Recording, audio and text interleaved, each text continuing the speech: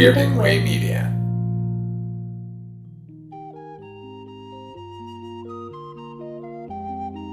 Night, Mr. Walters. You see that guy over there? Now, he's an actor. The guy on the phone, he's a prize fighter. Me, I'm a cab driver. I'm the only cab driver in this place. Hello and welcome to Night, Mr. Walters, a taxi podcast. I am HP, and with me, as always, is my co-host, Father Malone. Father Malone, how are you this evening? I'm Cookie Puts for Nick. This week, we are diving into Taxi Episode 18, Mama Gravas. This was written by the Charles brothers, Glenn and Les, and of course, it was directed by James Burrows. Quick reminder, we're doing these shows in broadcast order and not in order of filming. With this episode, we open with another glorious, we've made no bones about the fact that we're in love with the B-roll on this show, Father Malone. And this one is another wonderful slice of New York circa 1979. But this time, it's outside the garage, and wonder of wonders, it's a beautiful sunshiny day. I mean, some of the windows in the garage are even opened. And just last episode, there was like snow everywhere. Remember dribble, dribble, drap? It was, what the hell's going on with New York? It's crazy. Well, I'll tell you, some of those deep in the heart of winter episodes, the B-roll was very sunny days. So let's just say that they're inconsistent and just admire what they've captured. I just think it's always feast or famine with the weather on this show. It's either a blizzard and there's snow drifts that look like they're 7 feet high, or it's just gorgeous blue, crisp, clear weather. I don't understand, but we'll go with it. That's New York. They say, you don't like the weather, just wait a minute. We're in the garage now, and Latka comes strolling by. He has a sweet brownish suit with 12-inch lapels. They must at least be 12 inches wide. It's taupe. It was taupe. Taupe, okay. Maybe peach. I don't know what you're describing, sir. And the stitching, oh my God, what such beautiful stitching. The stitching was on point. Maybe I need my eyes checked, but it looked brownish to me. But it's Latka's in his formal wear, what passed for formal wear in 1979. It's the height of fashion. So resident simpleton Tony asks Latka why he's so dressed up. That was for your benefit, Father Malone. Yeah. Latka replies that his mother is visiting from, quote, the old country. Again, we never learn the name of the country. We never learn what to call their language. It's just the old country. Latka's mother is coming right to the garage. She's coming directly from the airport, so Latka can take her out for lunch. And Latka adds that Louis gave him the rest of the day off so that he could show his mother around the city, which is very nice. And of course, just then, Louis stomps over to inform Latka that 3 cabs came in just now that need repairs. Now, this is my first side note of the episode, Father Malone. Is Latka really the only mechanic in the entire garage? Is the safety and health of the entire Sunshine Cab Company fleet in Latka's sole hands? I don't understand. Do they not have any other mechanics? They do have other mechanics because we see them from time to time in the background aiding Latka. There's the one in particular, the rather rotund gentleman who is constantly polishing and screwing things back there on the tool chest. No, there are other helpers. It's just that nobody can work the magic of Latka on these cabs. It just seems like they need more mechanics to work on the fleet, I guess. Clearly. But then again, I think it seems like Sunshine Cab is always riding the razor's edge of financial ruin. So maybe that's appropriate that they can only afford one mechanic. Louis admits to Latka that he broke his promise to let Latka have the day off, and Latka calls him a nasty man, which I think is a great insult back to Louis. And Louis replies that he's not nasty. Some guys wouldn't have given him the day off in the first place. Alex, being Alex, asks Latka. Here we go. Alex in a puffy vest. What's going on here? He's got the sort of the Back to the Future sort of look. It's not a red vest, but it's got the puffy vest. Right. It's sporty Alex. That's the look here. Is that what we're calling it? Sporty Alex. Okay, sure. So sporty Alex comes over and asks Latka what he can do to help. It's good. I like Gore-Tex Alex better. So Gore-Tex Alex asks Latka what he can do. Gore-Tex? Latka asks Alex to take his mother to Mario's to have breakfast. Here's another side note. What the fuck? Is Mario seriously the only restaurant in all of New York City? Why the hell do they insist on going there for breakfast? Hey man, if you had entree to a magical restaurant that appeared and reappeared in various locations around Manhattan, I think you'd go there exclusively. They never ever talk about any other restaurants or go anywhere else. That's Look, all that... you got to figure Mario's is like literally around the corner. It's just the easiest place to go. So if you're going to send your friend with your newly arrived mother to go eat, you want the chance to pop in and say hi. So go to Mario's. Don't take her to fucking Coney Island. No, I'm not asking them to drive halfway around across the city to take her out for breakfast, but surely... and we've heard them complain about the Mario's food in the past. Anyway, I found it interesting. Those Nathan's hot dogs are good, though. Look, who wouldn't love a trip to Coney, right? Oh my God, man. Nathan's, Jesus. It'd be great. Ever had one of those Gray's papaya hot dogs? No, but I'm familiar. I hear they're fantastic. Good God, they're delicious. Anyway. After Latka asks Alex to take his mother out, he protests. Alex says he's coming off of a 14-hour shift.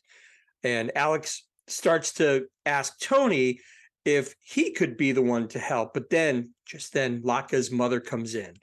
Okay, I have to stop you here. Yeah. Okay, because before we get to the haha joke of Alex Reiger, he says, listen, I'm on a 14-hour shift. I'm exhausted. There's no way I can do this. Hey, it's Tony's day off. What the fuck is Tony doing at the garage, man? But like, he's giving Latka shit at the beginning and he's just hanging about. What's Tony Banta doing? Doesn't he have goldfish to... Oh, no, he doesn't. No, but you would figure that maybe he could go to the gym and work out or train. Far as I know, he's still boxing. It is a little odd, and it makes me feel bad for Banta in a funny way. Like I'm having fun with him and calling him a simpleton because he is. But at the same time, it is a little sad that on his day off, he has nothing better to do than hang about the garage and watch people come and go. When Latka's mother comes in, Alex is he's dumbstruck. He's all of a sudden captivated by her beauty. She's tall. She's not at all what you would expect Latka's mother to look like. She's pretty. She's tall. She's buxom. She's appealing to Alex. She's appealing to everybody. Everybody's tongues are wagging over Latka's mom.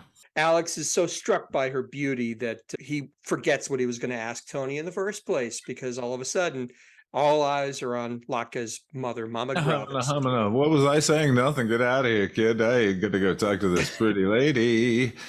Susan Kellerman is who we're talking about, by the way. This is the name of the actress playing Greta Gravas, who I guarantee everyone within the sound of my voice knows her without knowing her, because she's in Beetlejuice during the big the Banana Boat song. Banana Boat song. Yeah, she's the one with the gold lame butt that she shakes in the camera. That's Susan Kellerman.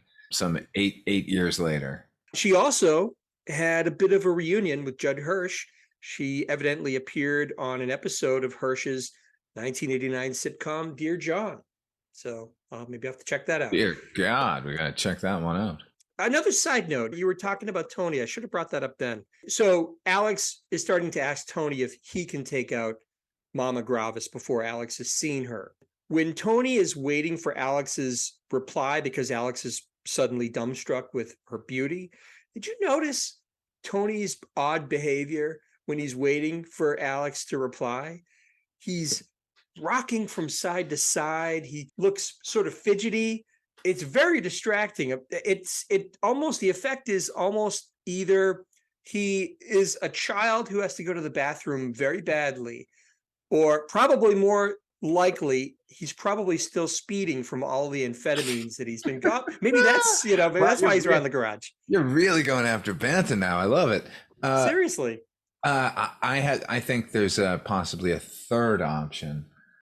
Maybe he wanted to fight Alex. He's spoiling for a fight, so he's like rocking back and forth.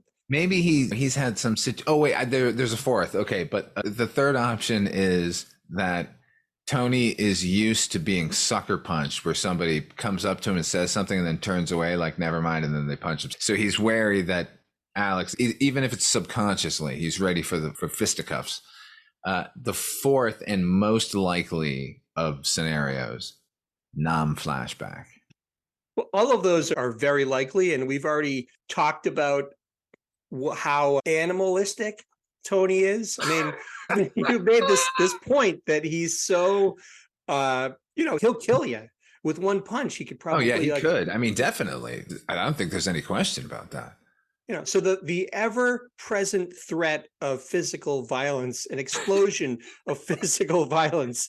Maybe that's why he's spoiling for. I like that option. I like the fact that he's spoiling for a fight. I'm going to go with that. Okay. So we cut away from the garage.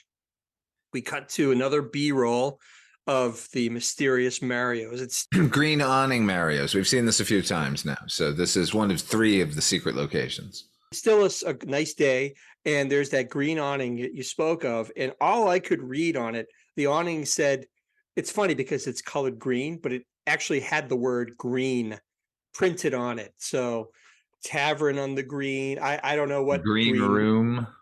The Green Room, Green It's Street probably Cafe. some famous New York location that we're not privy to. People are like screaming at us right now. It probably is. And if you happen to know what this place actually is, feel free to send us an email. We'd love to hear about it. We fade in to the inside of Mario's, the familiar inside of Mario's. And as Tommy comes over to Alex and Mama Gravas's table to take their order, I'm sure you noticed this, Father Malone. We see another delightful breakfast buffet. The buffet is back, man. It has rolls, sliced bread, some Danish, 3 kinds of plates, 3 kinds of mugs. Did you notice the napkin dispenser? Did you notice all of the napkin dispensers? Yellow napkins. Yeah, I didn't notice the napkins so much, but I did notice, like you said, there's a wonderful spread there of Danish and donuts. There's something that appears to be a big Boston cream pie for some strange reason, just waiting for someone to dig into it. And there's a big friendly looking pot of coffee just waiting. It looks so. I guess my previous criticism of Mario's and the idea of going there for breakfast, maybe I'm just full of it. It looks actually delightful to me. It looks like a big table of death to me, but that's all a gluten issue. That's true. That's true. Not for someone who has a gluten sensitivity. It's no bueno. I'll take that coffee now. It looked fantastic. So I take back what I said about Mario's as a dive. Alex and Mama Gravas start making small talk, maybe flirting a little bit, perhaps. She says she wants to see the city. And Alex asks her, what do you want to see? And she says cheerfully, and this is such a sign of the times. Do you remember what she said, Father Malone? There's I forgot. 3 things. She wants to see blackout, garbage strike, and urban blight, which if those 3 things don't describe New York in 1979, I don't know what will. Alex compliments Mama Gravas on her English, which also begs the question, why is her English so much better than Latka's when Latka has been in the country for a while and she just came in? She's smarter than Latka. Clearly, I think she is. She has a lot more going on. So Alex gets real for a minute and says, and again, there's this flirtation going on, which I'm not sure how to feel Are we not going to discuss the most disgusting looking hamburgers in the world that arrive as their fucking meals? Wimpy from Popeye would not eat that burger. My problem with it, and I agree, they look disgusting. They look plain. There's no condiments on them. The bread is all floppy and gross looking. Bread? It's like a biscuit-sized thing that looks like as dry as the Gobi Desert. It looks awful. Why would they get hamburgers for breakfast in the first place when they have all of that great breakfast finery just waiting to be tucked into? It doesn't have make one any of sense. those stale Danish. I bet that's delicious. The hamburgers do look pretty sad. Sad? It seems insulting, actually. Alex says to her, he wasn't expecting someone so young, and she tells Alex that she married Latka's father at 15, and he died in the struggle for liberty and freedom 2 years later. Alex, knowing what he knows about Latka's country, assumes that he was a freedom fighter that was shot by police, to which Mama Gravas corrects him and says, no, he was a policeman shot by freedom fighters. Da-da-da-da-da-da. Right, it's a vaudeville, right there. Yeah. Who's on first? I don't know. The Charles brothers do have a nasty tendency to go jokey, to go one-linery, set up punchline.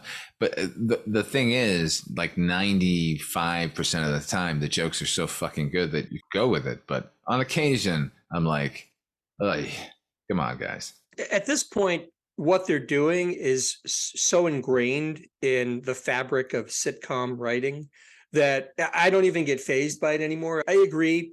It is a little bit sort of nudge, nudge, wink, wink, silly, but it didn't take me out of the episode. But you're right. It is a little bit old fashioned and hacky, I guess, if you want A to. little hacky. That's what I'm getting at. When she bites into the hamburger, she like crosses her eyes, like doing like sexy eyes and stuff. Like, talk about vaudeville. Like, it's not just the writing here. Like, everyone committed to this overarch performance. At this point, and it's a little disconcerting from my part, Alex is really starting to flirt with her. He expresses his disbelief that she never remarried because she is, quote, and this isn't the last time we're going to hear this, she's described as, quote, a very attractive woman. I think about 8 million people say that about Mama Gravas in this episode. She's an attractive lady. What are you going to do? She's flirting right back, and things are getting downright creepy, in my opinion. She tells Alex her name, as you said, is Greta. She says, "I'm Greta." He says, "I'm Alex." And she says, "Like Alexander?" And he says, "Yeah." And this sends her into a laughing fit. And she tells Alex that in her country, do you remember what she says, Alex? Oh, she says Alexander means something. Means one who makes nick during harvest. And let me just say, let's now officially add nick to vodio do and off-putting multisyllabic replacements for sex. Just say sex. Stop it.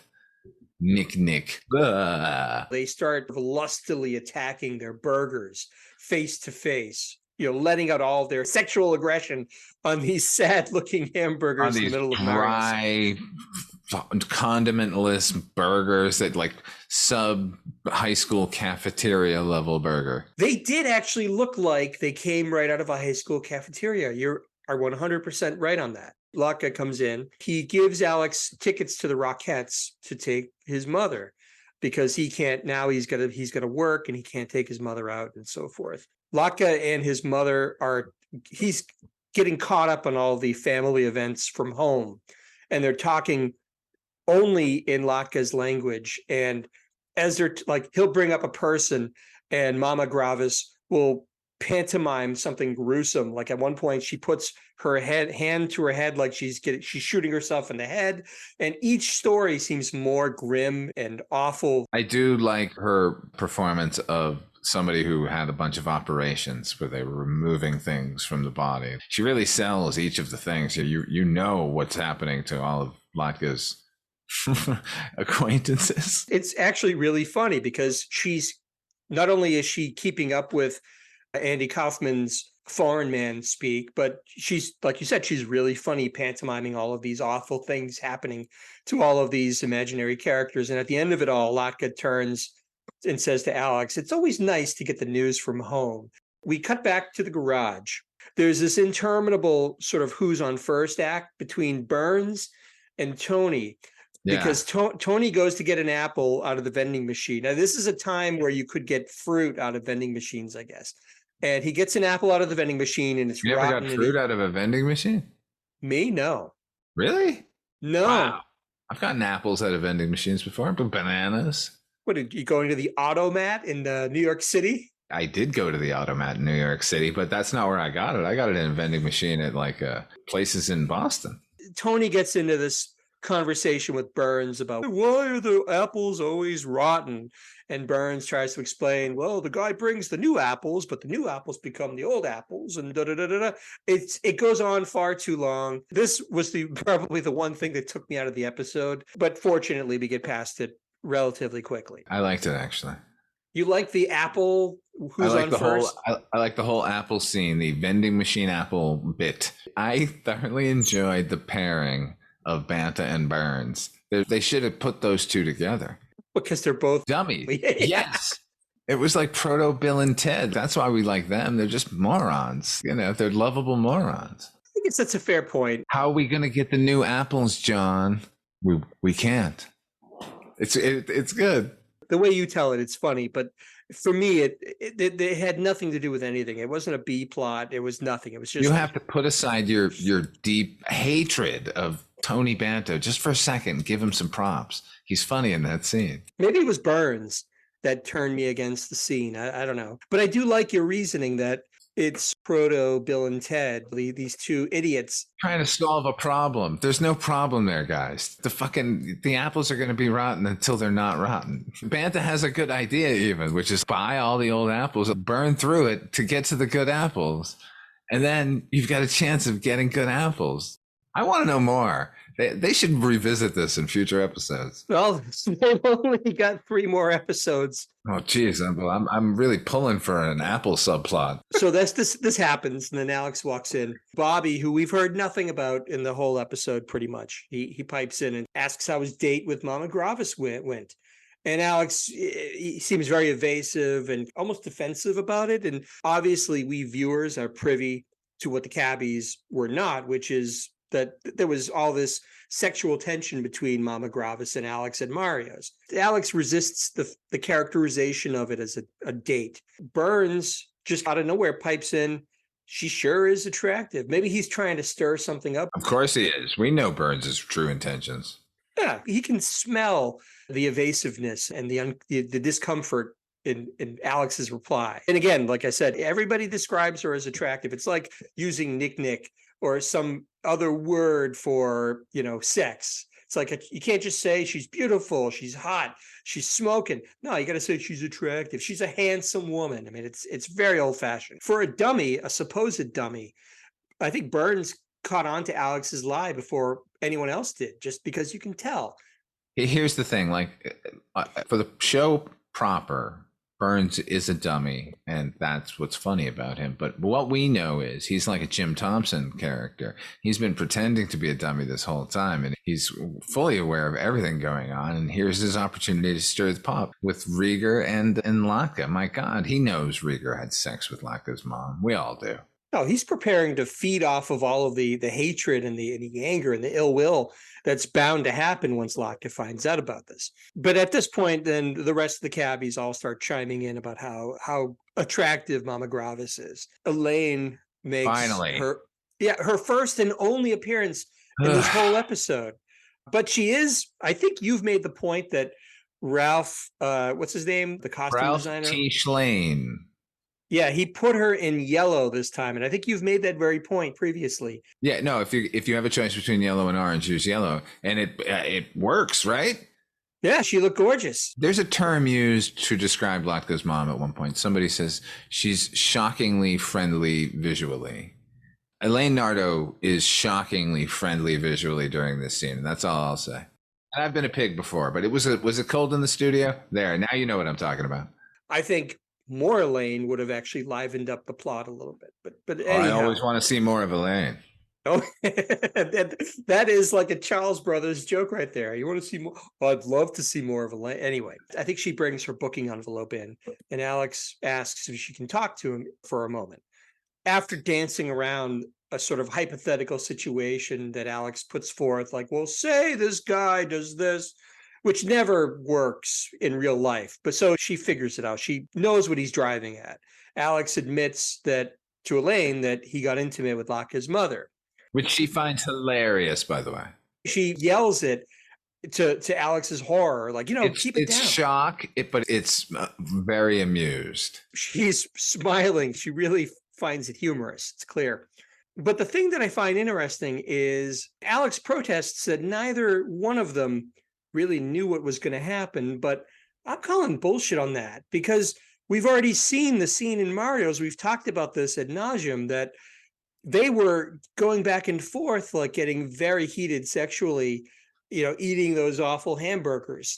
I think that's Alex trying to let himself and Mama Gravas off the hook a little bit. They were hot to trot. They were ready to go. Yeah, clearly. What is he even talking about? As soon as she grossly bit into that hamburger and crossed her eyes, we knew there was fucking on the horizon. So he's protesting a bit too much. he needs to tell somebody only in that he needs advice on the situation. And the only human being in this garage that he can do that with is Elaine Nardo. But at the same time, he respects Elaine's opinion and knows that she's going to frown upon the entire scenario.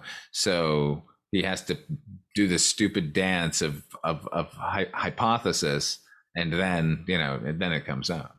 But what is the end game for him talking this through with Elaine? That she will have some advice on how to handle the situation from here on out. And she does, and she's right. Alex is not he's not an idiot. He knows that the best solution, which is coincidentally the one that Elaine proposes, is don't say anything.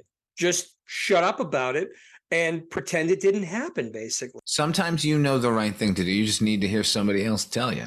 I suppose that's true, and I guess that makes it even more realistic. You need somebody to confirm your suspicions and maybe make you feel like you didn't make this huge mistake, that there's still hope to get out of this. Maybe that's what he was after. Also, this scene has the best line in the show, which is, she flew in yesterday from the old country. Just for that?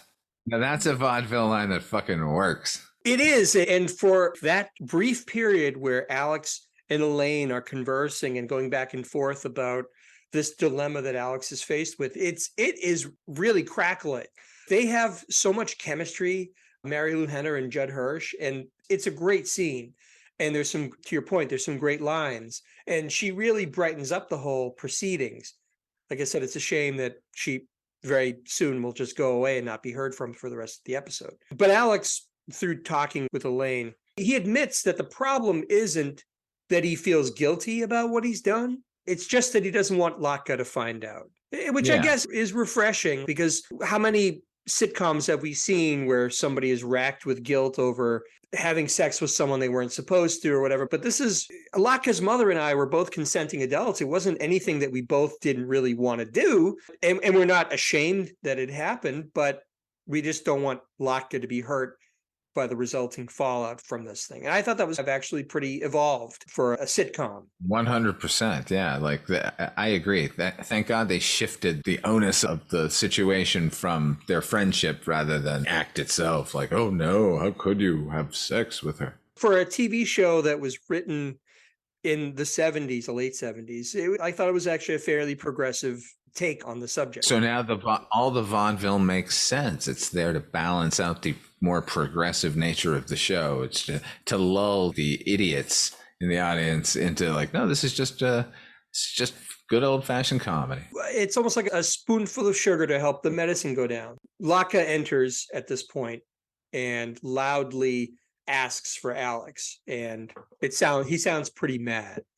This doesn't look good for Alex, and Alex goes over to, in all likelihood, take his lumps from Latka or figure out what's going to happen here. Latka tells Alex that his mother admitted to him what happened with Alex, and Alex is convinced that Latka is mad, and he's almost wincing at what's going to happen. But to Alex's surprise, Latka starts referring to Alex as Daddy and gives him a big hug as we fade out to commercial. Oh man, it's a switcheroo. It's a Shyamalan moment here on Taxi, where Latka was going to be mad, but no, he's embracing it too much. We come back from commercial or what have you, and now the rest of the cabbies know all about Alex and Mama Gravas's little tryst.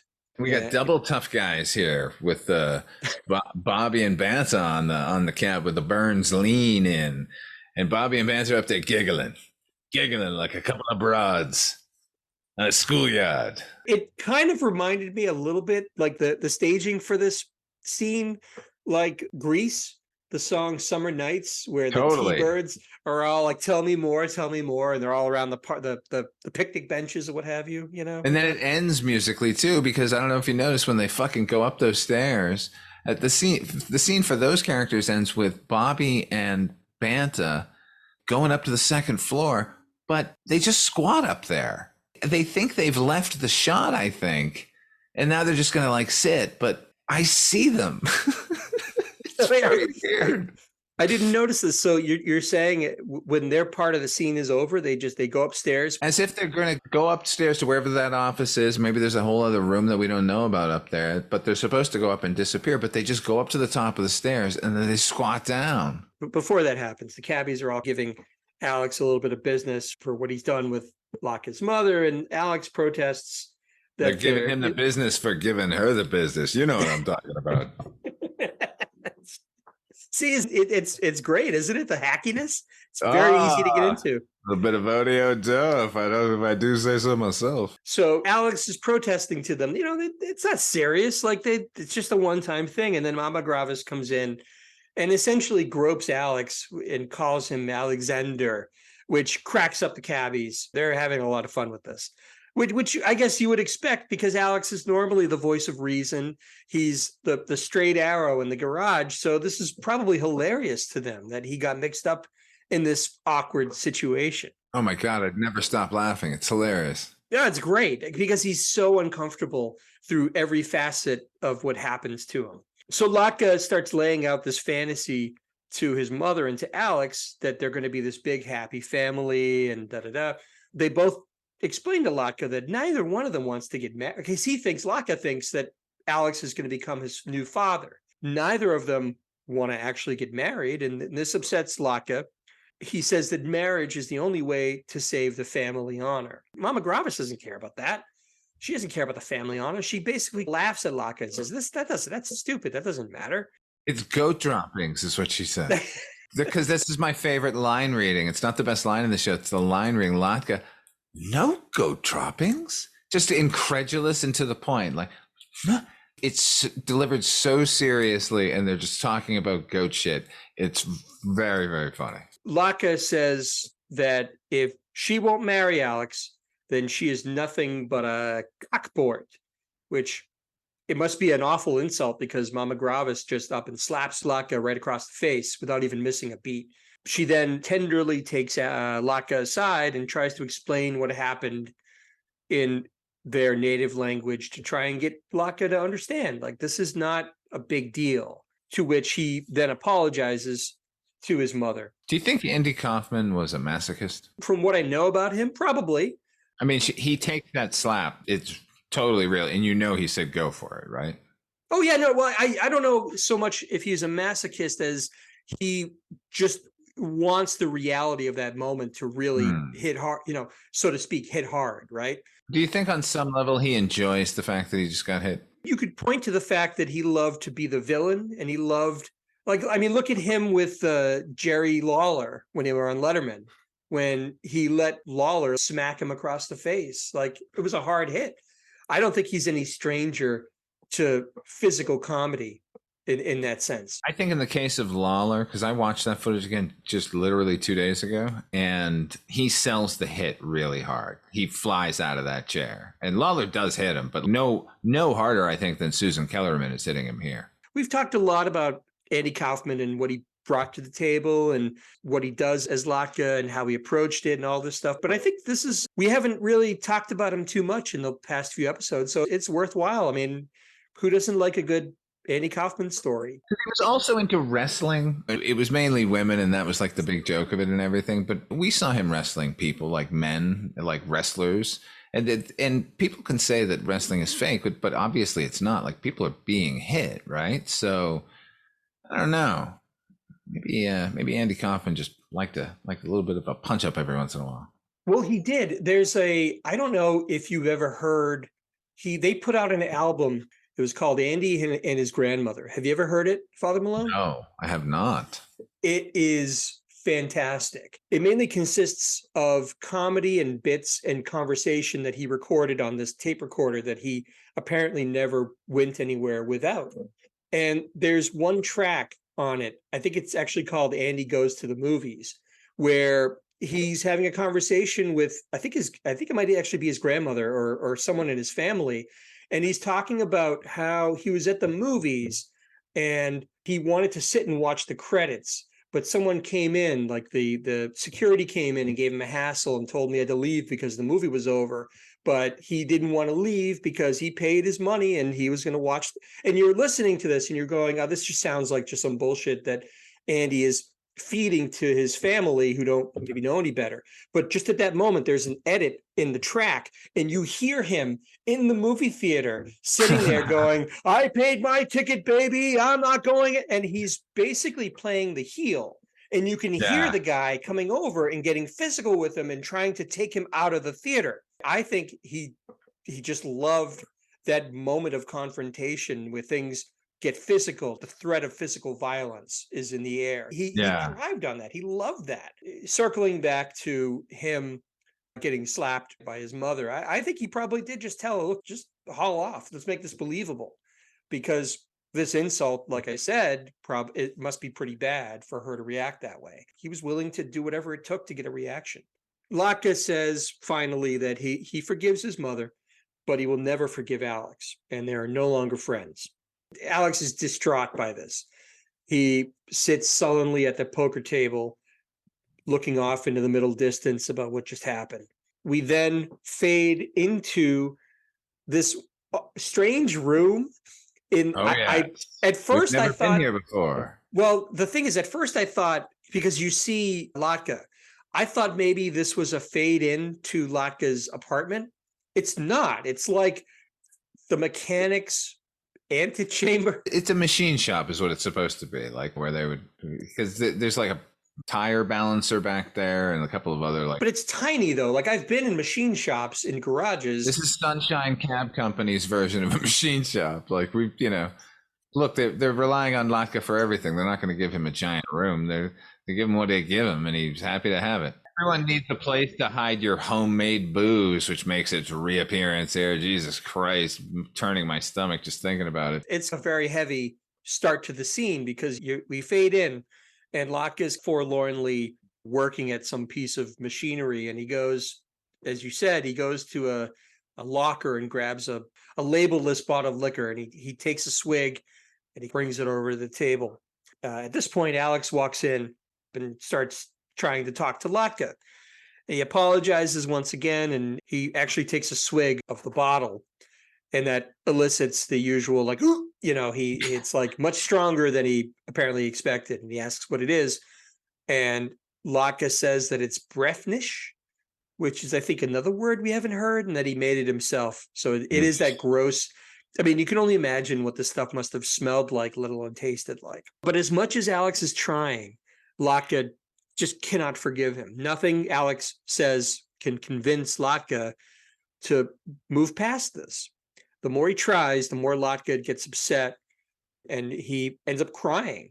Finally, Alex says, well, I guess that's it. And he says goodbye, and he starts to walk sullenly out the door. And as he walks out, Latka says, well, there may be one way if they globnik. We're getting all kinds of interesting foreign man words here. He says it's a custom where if two friends can't agree, they globnik. And Alex looks it up in Latka's sort of dictionary, and it apparently involves simply pretending something never took place. The two of them agree that nothing took place, and they're happily going to move on. Scene over. For all intents and purposes, the episode is over. We have a bumper where the cabbies are playing poker with Latka. They're basically using Latka's foreign man language as terminology for the talk about interminable, sir. You thought the Apple scene was interminable. This is a bit much. Yeah, this just seemed like they had no good button for the show, so they just figured they would just throw in this poker joke and let that play out or whatever. Anyway, that's the episode. Well, hold on. I do want to point out that at one point they're talking about who has the different terminology for the different cards or the suits, the hands that they had been dealt. Somebody says they had a Kripke. They kept saying they're Kripke. Apparently a Kripke is a really good hand. And all I can think is that Eric Kripke created the TV series Supernatural, and now he's the showrunner on The Boys. So Kripke was valuable even back then. So let's dig into yellow lights. What do you say? What does a yellow light mean? Just a reminder, we're scoring on 1 to 5 yellow lights. 1 is the worst episode of Taxi you could possibly imagine. 5 yellow lights this is the platonic ideal of what a perfect Taxi episode would be. And as is our custom, Father Malone, I'm going to throw it to you first. How many yellow lights do you give Mama Gravas? Her or the episode? The episode. The name of the episode is Mama Gravas. In that case, I'll give it 3 yellow lights. Really? Yeah. I'm actually surprised based on how negative this sort of conversation was around the episode. Why would you give it a better than average score? I think the jokes that do work really well. I think all the performances are solid. All the characterizations are really good. Even though I always want more Nardo, they use Nardo at the most effectively for her character. And it's good to see Latka not out of his element, but interacting with another person who sort of is from his land. I enjoy those episodes. I'm really going to have fun when Simca finally arrives. And that's the gold standard for where they take Latka's character and his character arc. Here's the thing, HP. Here's my reasoning. When we say between 1 and 5 yellow lights, and 1 is just fucking deplorable, like I would never recommend it ever. This one was pretty good, this episode. I didn't feel insulted by it at all. So it can't be adjacent to the worst thing ever. That, of course, is Angela. I think you mean Blind Date. No, the episode is called Blind Date. I mean Angela. All right. I gave this episode 2 yellow lights, and I'll tell you why. Yes, it does have its funny moments, but it's pretty much solely centered on Alex, Mama Gravas, and Latka. And even Latka is rather incidental for the most part. So it's what you're really getting is mostly just Alex and Mama Gravas. And Mama Gravas is a fantastic character. She's great. She kind of lightens up the proceedings quite a bit. The episodes that I take to heart as being exceptional all involve the rest of the cabbies. And the very best involve the cabbies operating as an ensemble.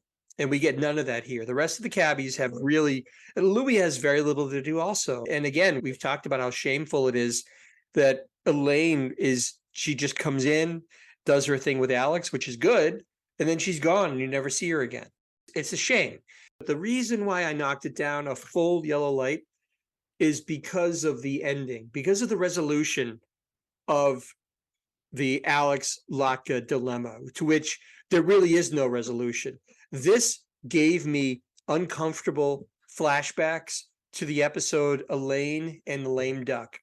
In fact, it kind of mirrors the end of that. Now, if you remember the end of Elaine and Lame Duck, that's Jeffrey Tambor plays the sad sack idiot who. I remember it very well. Yes, it was horrible. I know we're trying to forget it because it's not a good episode, but at the end, he's going too fast, and Elaine basically says we have to calm down, and he basically says, "Well, I guess it's goodbye then," and he walks out, and only to walk right back in like nothing happened.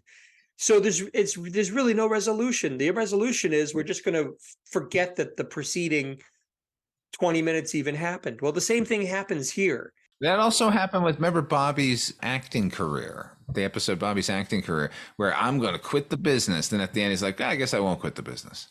I had not thought about that until now, but you're absolutely right. I might have to revisit how many lights we gave that episode. But nevertheless, the resolution of Latka and Alex's situation is no resolution. It's almost worse than Elaine and the Lame Duck because they just tacitly admit to themselves, our resolution is to pretend it didn't happen. Pretend what happened? And scene. I was so turned off by that and how lazy it seemed to me that they just were kind of, maybe they couldn't figure out a funny way or a more clever way to resolve it. So they just basically said, well, let's make it a custom from Latka's country that they can just say a funny word and then they'll never have to talk about it again. Well, that didn't cut it with me. Let that be a lesson to you, Charles Brothers. I'm on to you. Let me ask you a question then, HP. Yeah. What was the satisfying resolution to this? What would have been the satisfying resolution? Yes. I don't have that answer, but I'm not a TV writer. I'm not paid to come up with good solutions. Excellent answer, sir. I have one. Ready? Yeah. Latka murders Rieger and puts him in the trunk of 804 and then spends the rest of the day driving around giving free rides. Sweat pouring down his face with dark No, circles under his eyes. He's big smile. Just Lacka's just all happy and waving to people. And would you like a ride? It's free today. Yes. I could not, in good conscience, give this any more than 2. I'm not going to give it 1 because it's reserved for the worst of the worst, and I don't think this is. It's reserved for Burns episodes, honestly. True. If this pops on TV, I'm not going to turn the channel immediately. I'll probably watch it. Your take is this is as bad as a Taxi episode can be without centering on Burns. Not necessarily, because there can be a 1-star without Burns. We'll see that. There will be 1-star episodes without Burns. I can almost assure you of that. It's not the worst it can ever be, because that would be a one yellow light. It's as bad as it can be and still be somewhat rewatchable, if that makes any sense. 2 yellow lights from me, 3 yellow lights from Father Malone. So that will do it for this particular episode of Night, Mr. Walters. Father Malone, when you're not checked into the cab, where can folks find you on the internet?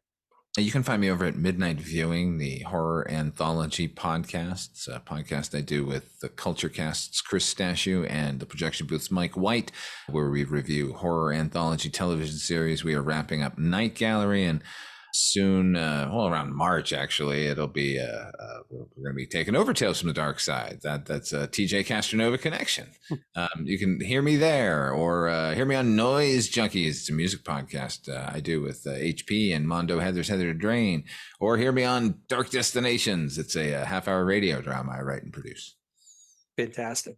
And as for me, you can find me in a lot of the same places you can find Father Malone. I'm also on the proudly part of the Weirding Way network of stars, if you will. You can hear me, as Father Malone said, on Noise Junkies. I guest occasionally on the Culture Cast. And you can hear me a little bit here and there on Dark Destinations. And I've been proud to do some of the music for that as well. So if you like a good audio drama, please check that out. Please feel free, if you like what you hear, please feel free to subscribe to the podcast, write a review, or rate us, and we'd love to hear from you. For myself and for Father Malone, thank you again for listening, and we will see you again next episode. Thank you so much.